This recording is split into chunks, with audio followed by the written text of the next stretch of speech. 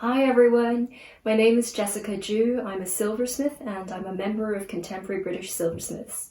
So for today's London Craft Week virtual preview, I'd like to be talking to everybody a little bit about my practice, what it's like to be a silversmith, my work environment, my adapted working environment, just because we've all been in lockdown for the last few weeks. And I'm also going to be showing everyone a very exciting commissioned piece which I've been working on over the last year.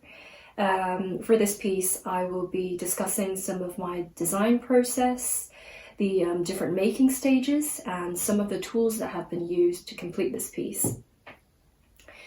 So before I get into any of this, I'd like to give everyone a better idea of my background. I've been in the silversmithing trade for the last 3 years. I've completed an undergraduate degree in Edinburgh College of Art, and I've later on gone to do a postgraduate course in Bishopsland Educational Trust. After education, I came to London, where I've been sharing workshops with many different established silversmiths, such as Angela Cork or Howard Fenn. And later on, I went into the Goldsmiths Centre, where I've been getting a bit of business mentorship from them and running my business at the same time. So I wanted to start off by showing everyone a very special commission that I've been working on over the last year. It's a commission that's been given to me by the National Museum of Scotland and the P&O Makower Charitable Trust. The piece itself is still in progress, so it'll still require a bit of work until it's finished. But basically, I think this has been one of the most exciting pieces I've ever worked on, just because of its scale and because it was the first time for me to work with a museum. The brief of the commission was extremely flexible and experimentative. Its focus was to create a centerpiece of my own choice, as long as I would use mixed metals or apply color to the surface. Now, I think this is a theme that I was instantly drawn to just because I had hoped to use gold and fuse gold to the surface of silver for a very long time. So this allowed me to look into the Korean gold fusing technique called kumbu, which I will elaborate on later. But basically here, when you see all the black markings, this is where all the gold will be fused onto.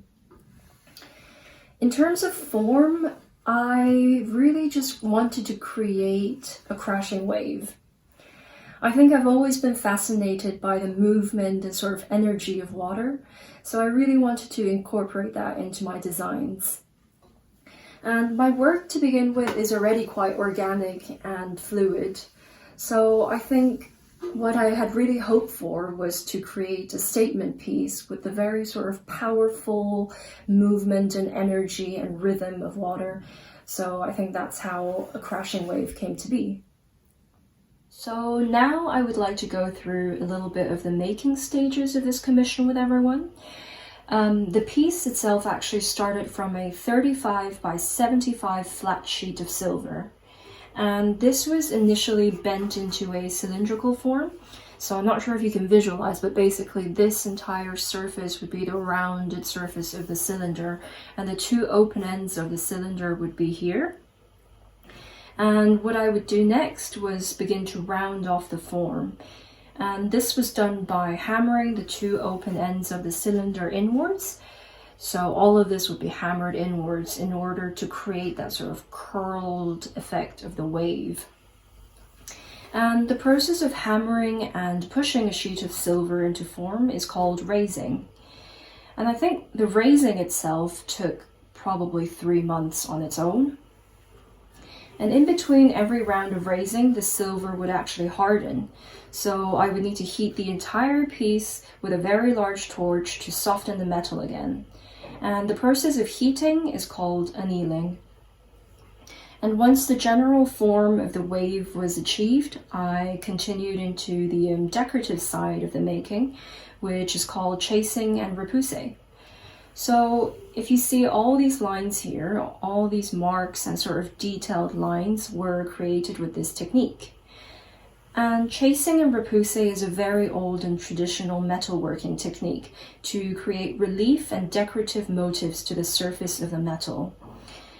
The process requires chasing punches and chasing hammers, and in this instance, a very large quantity of pitch. So pitch is a tar or resin-like substance.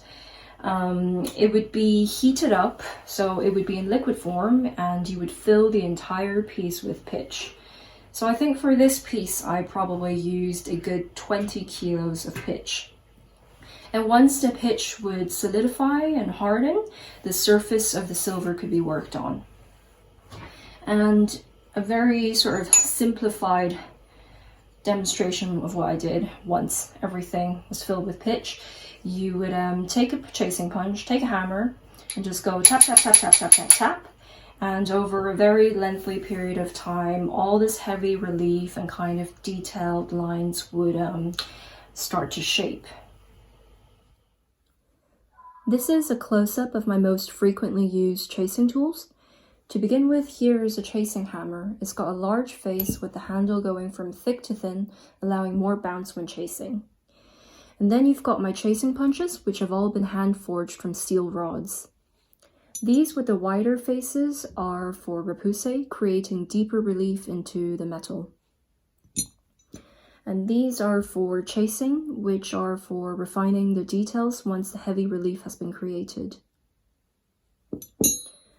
This is a small piece of pitch, and you can just imagine how chunky and heavy it gets when there's 20 kilos of this stuff in my wave. Now, the really interesting thing about tools is how personal they become for us makers. I often feel like they're an extension of myself just because of how familiar and comfortable they are to hold. So you really do develop a certain attachment towards them over time. I wanted to show everyone a quick and simplified demonstration of how I intend to fuse gold foil to the surface of my wave. It's a Korean technique called kumbu, which literally translates into attached gold.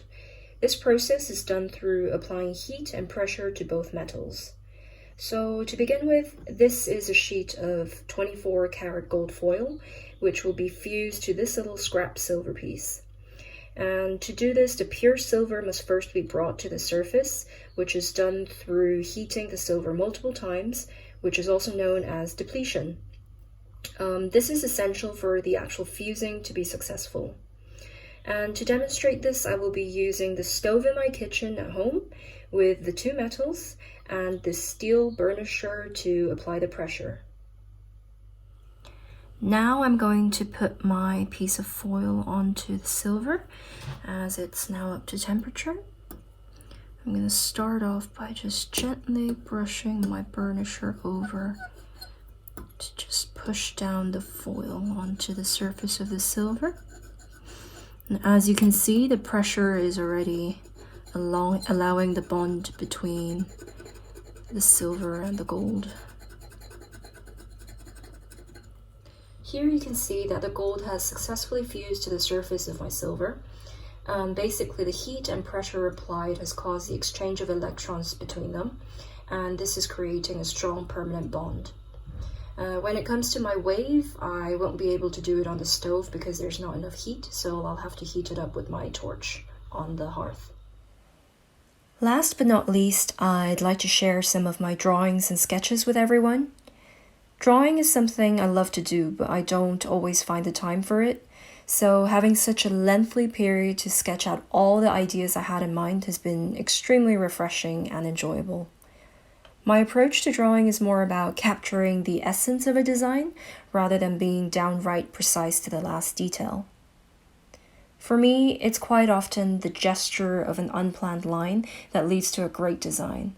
And because of how fluid and organic my style is, this has just become the most natural way of working. I think this almost translates over into my making as well. So instead of rigidly following a plan, I would often let the natural behavior of the material guide me towards its best form.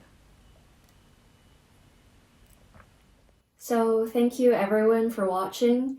Thank you London Craft Week and Contemporary British Silversmiths for having me. I hope everybody enjoyed watching my little video about silversmithing and seeing my work environment from home. I hope everyone stays home, stays safe, and stays creative.